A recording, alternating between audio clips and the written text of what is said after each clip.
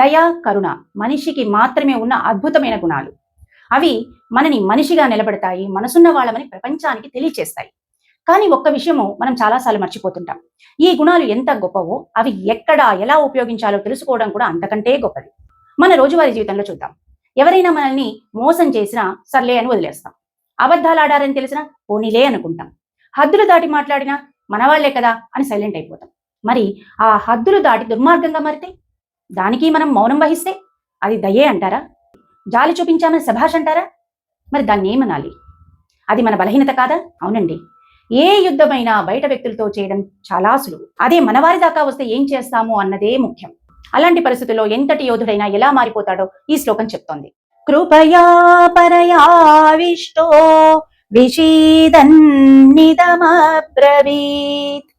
అర్జున ఉవాచ దృష్ట్వేమం స్వజనం కృష్ణ యుయుత్సుం సముపస్థితం. అర్జునుడు యుద్ధభూమి యందు నిలబడి ఉన్న తన బంధువులను అందరినీ చూసి ఒక్కసారిగా దయాద్ర హృదయుడైపోతాడు. దుఃఖ సాగరంలో మునిగిపోతాడు. వీరినా నేను యుద్ధంలో చంపాల్సింది అని చలించిపోతాడు.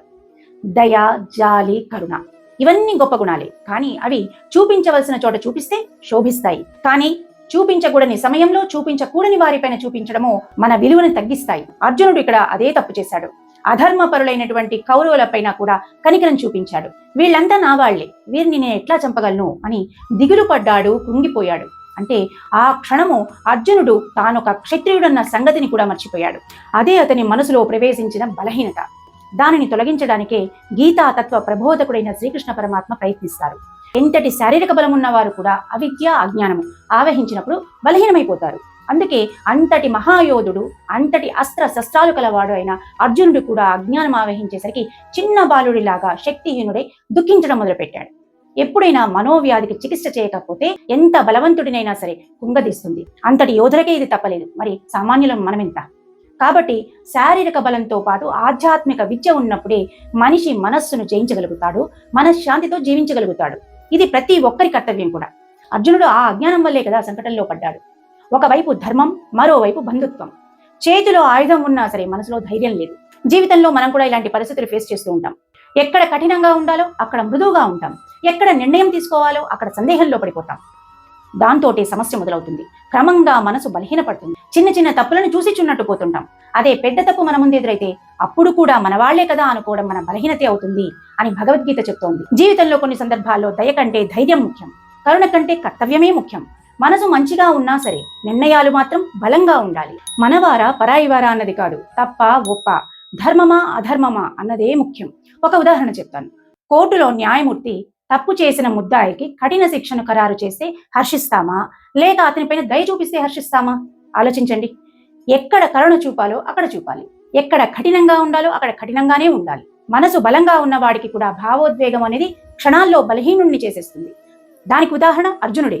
యుద్ధానికి వచ్చిన మహాయోధుడు ఒక్క క్షణంలో యోధుడి నుండి సామాన్యుడిలా మారిపోయాడు.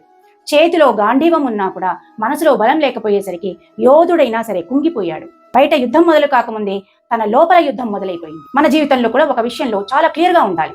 మన వాళ్ళ పరాయి వాళ్ళ అన్నది కాదు, తప్ప ఒప్ప అన్నదే ముఖ్యం. కొంతమంది తప్పుకు ఎదురొడ్డి నిలబడతారు, మరికొంతమంది మనకెందుకు లేని వదిలేస్తారు. మనం ఎందుకు చెడ్డవాళ్ళం అవ్వాలి అని భయపడతారు. దీనినే బలహీనత అంటారు. తప్పును చూసినప్పుడు మౌనం వహించడం తప్పును పెంచడమే అవుతుంది. కాబట్టి ఇటువంటి పరిస్థితుల్లో మనం తీసుకునే నిర్ణయాలే ప్రపంచానికి మన గుణమేంటో పరిచయం చేస్తుంది. అప్పుడే మనకున్న గుణాలు మనకి బలంగా మారుతాయి, లేదంటే మనల్ని బలహీనులుగా మారుస్తాయి. తరువాత శ్లోకంలో అర్జునుడి దీనస్థితి ఏ రకంగా ఉందో అతని మాటల్లోనే చూద్దాం. ఈ వీడియో పైన మీ అభిప్రాయాన్ని కమెంట్ రూపంలో చెప్పండి. ఈ వీడియోని మీకు నచ్చినట్లయితే లైక్ చేయండి, షేర్ చేయండి. మా ఛానల్ని ఫస్ట్ టైం చూసినట్లయితే సబ్స్క్రైబ్ చేసుకోవడం మాత్రం మర్చిపోవద్దు. ఛానల్లో వచ్చేటువంటి ప్రతి వీడియో కూడా మీ దాకా రీచ్ అవ్వాలి అంటే పక్కన బెల్ ఐకాన్ని ప్రెస్ చేసి పెట్టుకోండి. ఛానల్లో వచ్చేటువంటి ప్రతి వీడియో మీరు ఈజీగా చూడగలుగుతారు.